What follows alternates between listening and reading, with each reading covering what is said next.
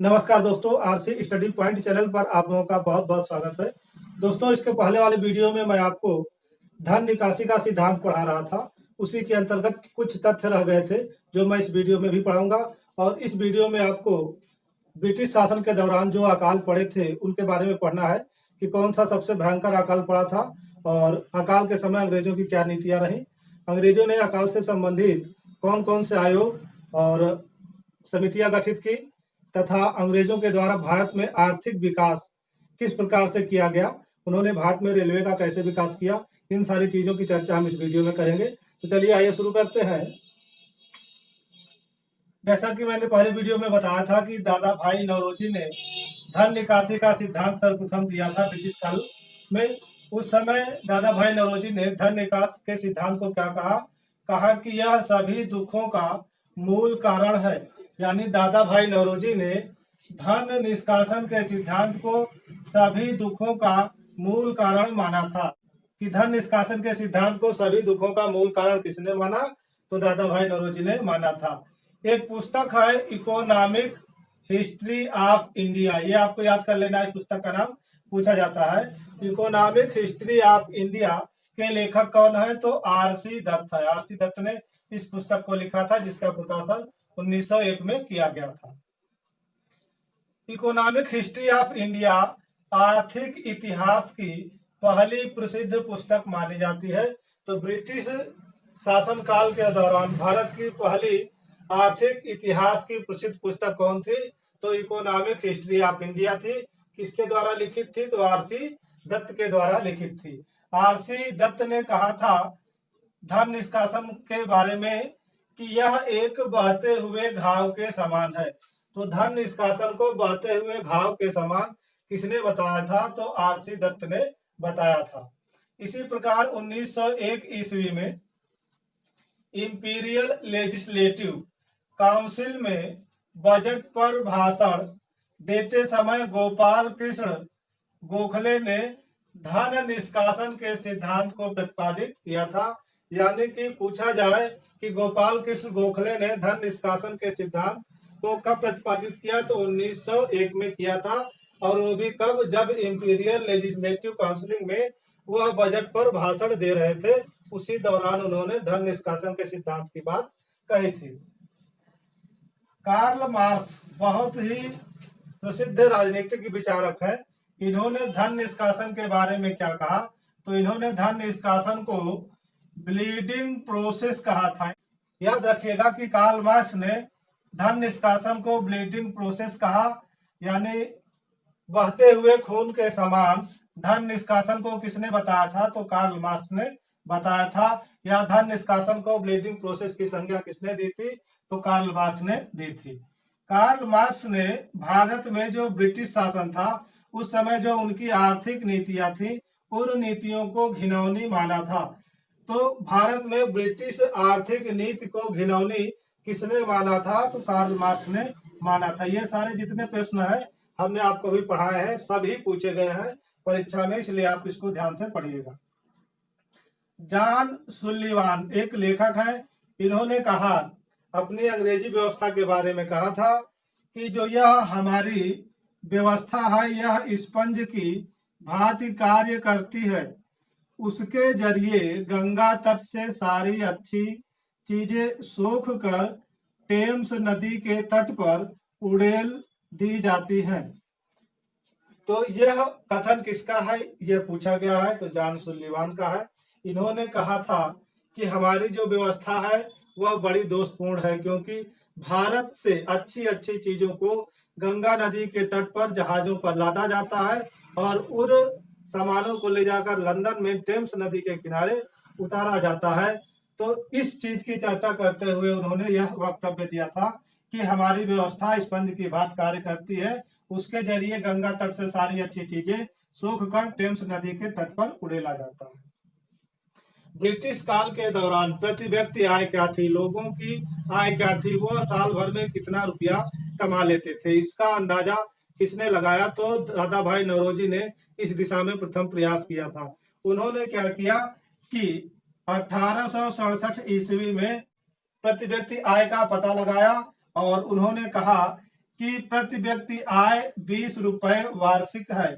यानी दादा भाई नौरोजी ने 1867 में यह बताया कि उस समय प्रति व्यक्ति आय कितनी थी, 20 रुपए वार्षिक थी।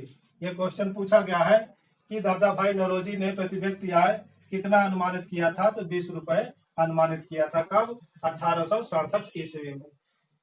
डॉक्टर BKRB राव, इन्होंने 1931-32 के दौरान प्रति व्यक्ति आय का जो अनुमान लगाया हुआ था 62 रुपए। इन्होंने 62 रुपए प्रति वार्षिक प्रति व्यक्ति आय बताई थी और इनका जो अनुमान था वह 1931-32 ईस्वी के दौरान का था। तो यह जो इन्होंने अनुमान लगाया था यह प्रथम वैज्ञानिक आकलन माना जाता है।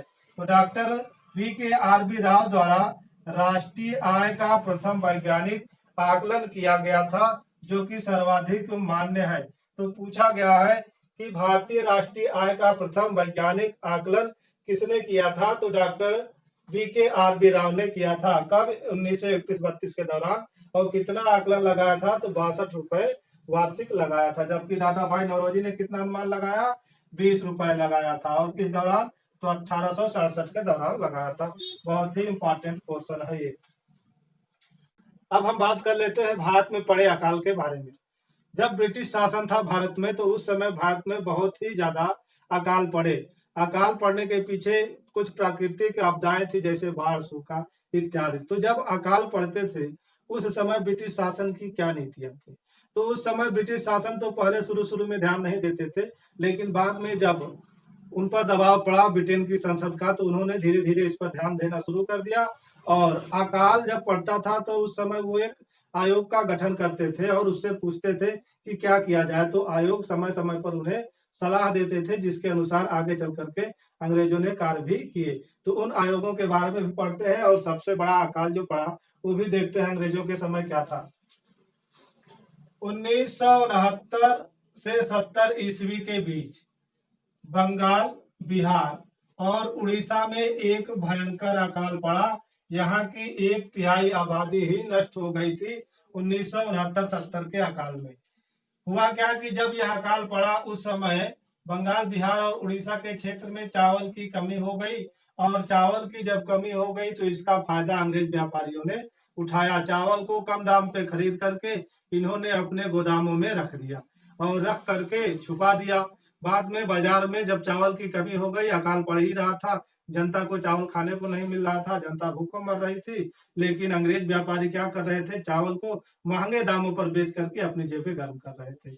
और उस समय जो प्रशासन व्यवस्था थी अंग्रेजों की वह काफी लचर थी क्योंकि वो अकाल पीड़ितों पर ज्यादा ध्यान नहीं दे रहे थे। तो इस व्यवस्था की दुर्दशा को देख करके बंगाल में सन्यासियों के एक दल ने विद्रोह कर दिया। इन सन्यासियों ने क्या किया कि बंगाल में जो भी अंग्रेजी कोष थे, राजकोष थे, जो भी उनके गोदाम थे उन गोदामों को लूट लिया, राजकोषों को लूट लिया और वहां से जो भी अनाज पैसा वो प्राप्त करते थे वो गरीबों में ले जाकर के बांट देते थे। लेकिन इस सन्यासी विद्रोह का दमन वारेन हेस्टिंग ने किया था, वो भी बड़ी बुरी तरीके से। तो प्रश्न पूछा जाता है कि वह कौन सा आंदोलन था जो अकाल के कारण आंदोलित हुआ था, तो वह आंदोलन था सन्यासी आंदोलन। और किसकी कमी, तो चावल की कमी यह प्रमुख कारण था। तो चावल की कमी के कारण हुआ क्या कि अकाल व्यवस्था में गड़बड़ी उत्पन्न हो गई। और जब अकाल व्यवस्था में गड़बड़ी उत्पन्न हुई तो इसके फलस्वरूप बंगाल में सन्यासी विद्रोह हुआ सन्यासियों के द्वारा। और इस सन्यासी विद्रोह को किसने दबाया था, तो वारेन हेस्टिंग ने दबाया था। तो बहुत ही इंपॉर्टेंट है कि सन्यासी विद्रोह किसके फलस्वरूप हुआ था, तो अकाल व्यवस्था के फलस्वरूप सन्यासी विद्रोह हुआ था। इसी प्रकार 19वीं शताब्दी का सबसे भयंकर अकाल किसे माना जाता है, तो 19वीं शताब्दी का सबसे भयंकर अकाल 1876 से 78 ईस्वी के बीच पड़ा था। और 1876 से 78 ईस्वी के बीच यह जो अकाल पड़ा यह लगभग संपूर्ण भारत में इसका प्रभाव था। भारतीय इतिहास का सबसे भयंकर अकाल 1876 से 78 ईस्वी के बीच के अकाल को माना जाता है। तो याद रखिएगा, दो चीजें याद रखनी है कि 19वीं शताब्दी का सबसे भयंकर अकाल कौन सा था, तो 1876 से 78 ईस्वी के बीच जो अकाल पड़ा वह सबसे भयंकर अकाल था 19वीं शताब्दी का। और भारतीय इतिहास का सबसे भयंकर अकाल अगर पूछे तो वह भी 1876 से 78 ईस्वी के बीच का अकाल ही होगा।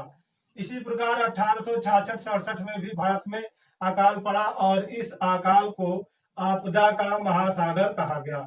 तो आपदा का महासागर किस अकाल को कहा गया था, तो 1866-67 के अकाल को कहा गया था। 1896-97 ईस्वी के बीच अकाल पड़ा और इस अकाल को महान अकाल की संज्ञा दी गई। तो महान अकाल की संज्ञा किसे दी गई थी, 1896-97 ईस्वी के बीच जो अकाल पड़ा था उसे महान अकाल की संज्ञा दी गई। जबकि आपदा का महासागर किस अकाल को संज्ञा प्रदान की गई थी, तो 1866-67 के बीच जो अकाल पड़ा था उसे प्रदान की गई थी आपदा का महासागर की संज्ञा। जबकि भारतीय इतिहास का सबसे भयंकर अकाल कौन सा था, तो 1876 से 78 ईस्वी के बीच का अकाल भारतीय इतिहास का सबसे भयंकर अकाल था। इस अकाल के दौरान ब्रिटिश शासन ने कुछ समितियां गठित की, कुछ आयोगों का गठन किया और उन आयोगों ने सुझाव भी दिए थे। पूछा जाता है इन समितियों से कि यह समिति किसके लिए गठित थी। कई समितियां आपको दी जाती है, कोई पंचायती से संबंधित होगा, कोई रेलवे व्यवस्था संबंधित होगा, कोई अकाल व्यवस्था से संबंधित होगा। तो उनमें से आपको बताना होगा कि कौन सा अकाल व्यवस्था से संबंधित समिति है। तो काफी इंपॉर्टेंट ये समितियां हैं, परीक्षाओं में काफी पूछा जाता है। तो इन्हीं चीजों की हम चर्चा यहाँ करेंगे। 1833 के चार्टर एक्ट में अकाल संहिता निश्चित करने की व्यवस्था की गई। यानी 1833 के चार्टर एक्ट में यह कहा गया कि भारत में एक अकाल कोड का निर्माण किया जाए और उसके तहत भारत में पड़ने वाले अकाल की जांच की जाए, उनका निस्तारण किया जाए। अमीनी समिति, अंग्रेजों ने क्या किया कि अकाल व्यवस्था के लिए अमीनी समिति का गठन किया। कब, 1778 ईस्वी में। यह जो अमीनी समिति थी यह दो चीजों पर गठित हुई थी, एक तो भू राजस्व व्यवस्था के लिए तथा दूसरी अकाल से संबंधित व्यवस्था के लिए अमीनी समिति का गठन किया गया था। तो याद रखिएगा कि अमीनी समिति का गठन किसके लिए हुआ था, भू राजस्व व्यवस्था तथा अकाल संबंधित व्यवस्था के लिए हुआ था। और कब गठित की गई थी यह समिति, तो 1778 ईस्वी में की गई थी। स्ट्रेची आयोग का संबंध किससे है, तो अकाल से संबंधित है। बहुत ही इंपॉर्टेंट है क्योंकि कई बार यह परीक्षाओं में पूछा भी गया है। तो स्ट्रेची आयोग का गठन 1880 ईस्वी में किया गया था। इसे प्रथम अकाल आयोग माना जाता है। ब्रिटिश कालीन भारत के दौरान प्रथम अकाल आयोग किसे माना जाता है, तो स्ट्रेची आयोग को माना जाता है। और यह किसके शासनकाल में गठित हुआ था, तो लॉर्ड लिटन के शासनकाल में गठित हुआ था। जब लॉर्ड लिटन भारत के गवर्नर थे उस समय स्ट्रेची आयोग का गठन किया गया था। और स्ट्रेची आयोग ने दो मुख्य सुझाव दिए थे, क्या कि प्रत्येक प्रांत में अकाल कोष की स्थापना की जाए तथा राज्य का यह कर्तव्य होगा, यह आया दोनों चीज आया हुआ, राज्य का यह कर्तव्य होगा कि वह अकाल के समय जो भी अकाल पीड़ित है उनकी सहायता अवश्य करे। तो इस प्रकार स्ट्रेची आयोग ने प्रत्येक प्रांत में अकाल कोष की स्थापना पर बल दिया था तथा बताया था कि राज्य का कर्तव्य यह है कि वह अकाल के समय पीड़ितों की सहायता जरूर करे। तो इस चीज को आप याद रख लीजिएगा, डेट भी याद रखिएगा। और यह कौन सा आयोग था, तो प्रथम आयोग था। गवर्नर जनरल कौन थे, तो लॉर्ड लिटन थे। इसके बाद लायल आयोग किस पर गठित था, तो अकाल पर गठित था। और कब गठित हुआ, तो 1897 ईस्वी में गठित हुआ। किसके शासनकाल में, तो लॉर्ड एल्गिन द्वितीय के शासनकाल में लायल आयोग का गठन किया गया था अकाल व्यवस्था के लिए। और कब, तो 1897 ईस्वी। मैकडोनल आयोग का भी गठन किया गया, किसके लिए, तो अकाल व्यवस्था के लिए। और कब गठन किया गया, तो 1900 ईस्वी में किया गया। और उस समय लॉर्ड गवर्नर जनरल कौन था, लॉर्ड गवर्नर जनरल तथा वायसराय के रूप में यह था कि मैकडोनल आयोग ने जो सुझाव दिया था उसमें से एक सुझाव क्या था कि दुर्भिक्ष यानी अकाल आयुक्त, दुर्भिक्ष आयुक्त की नियुक्ति की सिफारिश की थी। मैकडोनल आयोग ने कहा कि एक दुर्भिक्ष यानी अकाल आयुक्त की नियुक्ति की जानी चाहिए, जिसके बाद सरकार ने ऐसा किया भी था। जॉन वुडहेड आयोग, जॉन वुडहेड आयोग का गठन कब किया गया, तो 1945 में। यह आयोग किससे संबंधित था? तो अकाल से संबंधित था। इस प्रकार आपने देखा कि अकाल से संबंधित जो प्रमुख प्रमुख आयोग है और जो परीक्षा में बहुत पूछे जाते हैं उन्हीं को हमने बताया है। एक बार और रिकॉल कर लेते हैं, ये चारों पांचों आपको याद होने चाहिए। अमीनी समिति का गठन 1778 ईस्वी में किया गया था और वह किससे संबंधित थी? तो भू राजस्व व्यवस्था तथा अकाल से संबंधित यह समिति थी। इसी प्रकार स्टेची आयोग का गठन किया गया 1880 ईस्वी में। यह प्रथम आयोग था, बहुत पूछा गया है। और यह किसके समय में गठित हुआ था? तो लॉर्ड लिटन के समय में गठित हुआ था। इसकी जो सिफारिशें थी, इसने सिफारिश में कहा कि प्रत्येक प्रांत में एक अकाल कोष की स्थापना की जाए तथा राज्य का यह कर्तव्य होगा कि अकाल के समय वह पीड़ितों की सहायता करे। लायल आयोग यह भी अकाल से संबंधित था और 1897 में इसका गठन किया गया और जिसके समय गठन किया गया वह था लॉर्ड एल्गिन द्वितीय। मैकडोनल्ड आयोग का भी गठन किया गया 1900 ईस्वी में और लॉर्ड कर्जन के समय में, और यह आयोग किससे संबंधित था? तो अकाल आयोग से संबंधित था। मैकडोनल्ड आयोग ने किसकी सिफारिश की थी? तो इसने कहा था कि एक दुर्भिक्ष आयुक्त की नियुक्ति की जानी चाहिए। जॉन वुडहेड आयोग का भी गठन किया गया, कब? 1945 में, और इस आयोग का संबंध अकाल से संबंध था। अब ब्रिटिश काल में हम आर्थिक विकास देखेंगे। एक तरफ जहां अंग्रेज भारत में आर्थिक शोषण कर रहे थे, वहीं दूसरी तरफ अंग्रेजों के द्वारा भारत में विकास भी किया जा रहा था और उस विकास का परिणाम हमें आज भी दिखाई देता है। तो अंग्रेजों के द्वारा जो विकास किए गए उन चीजों को हम देखेंगे। चलिए उन्हीं चीजों को देखते हैं, क्या है, किस प्रकार से अंग्रेजों ने भारत में विकास किया था। तो लॉर्ड कर्जन ने कृषि व्यवस्था के लिए क्या किया कि कृषि व्यवस्था का पुनर्गठन किया था। याद रखिएगा कि कृषि व्यवस्था का पुनर्गठन किसने किया था? तो लॉर्ड कर्जन ने किया था। 1905 ईस्वी में एक अखिल भारतीय कृषि बोर्ड की स्थापना की गई थी। तो एक अखिल भारतीय कृषि बोर्ड की स्थापना कब की गई थी? 1905 ईस्वी में की गई थी। लॉर्ड लिनलिथगो ने 1926 ईस्वी में रॉयल कमीशन ऑफ एग्रीकल्चर की स्थापना की थी। यानी लॉर्ड लिनलिथगो ने 1926 ईस्वी में रॉयल कमीशन यानी शाही आयोग की स्थापना की थी, उसका गठन किया था। तो पूछा गया है कि रॉयल कमीशन कब गठित हुआ था? तो 1926 ईस्वी में। किसके समय? तो लॉर्ड लिनलिथगो के समय गठित हुआ था। 1943 ईस्वी में अधिक अन्न उपजाऊ आंदोलन चलाया गया था। ब्रिटिश कालीन शासन के दौरान 1943 ईस्वी में अधिक अन्न उपजाऊ आंदोलन भी चलाया गया था। तो यह बात याद रखिएगा कि अधिक अन्न उपजाऊ आंदोलन कब चलाया गया? तो 1943 ईस्वी में चलाया गया था। लॉर्ड कर्जन ने सिंचाई व्यवस्था पर विशेष ध्यान दिया और इसने क्या किया कि सिंचाई आयोग का गठन किया। तो सिंचाई आयोग का गठन किसने किया था? तो लॉर्ड कर्जन ने किया था। जबकि दक्षिण भारत में सिंचाई व्यवस्था का अग्रदूत किसे माना जाता है? तो सर आर्थर कॉटन को माना जाता है। याद रखिएगा, बहुत ही इंपॉर्टेंट है ये लाइनें कि दक्षिण भारत में सिंचाई व्यवस्था का अग्रदूत किसे माना जाता है? तो सर आर्थर कॉटन को माना जाता है। जबकि सिंचाई आयोग का गठन लॉर्ड कर्जन के द्वारा किया गया था। अंग्रेजों के द्वारा भारत में रेलवे का विकास किस प्रकार किया गया वह भी देख लेते हैं। तो भारत में जिस समय रेलवे लाइन बिछाई जा रही थी उस समय कार्ल मार्क्स ने क्या कहा था उसके बारे में? तो उन्होंने भारत में जो रेलवे लाइन बिछाई गई उसे कहा कि वह आधुनिक युग का अग्रदूत साबित होंगी। तो इस बात को ध्यान रखिएगा, पूछा भी गया है कि भारत में बिछाई गई रेल लाइन को कार्ल मार्क्स ने किसकी संज्ञा दी थी? तो आधुनिक युग का अग्रदूत की संज्ञा दी थी।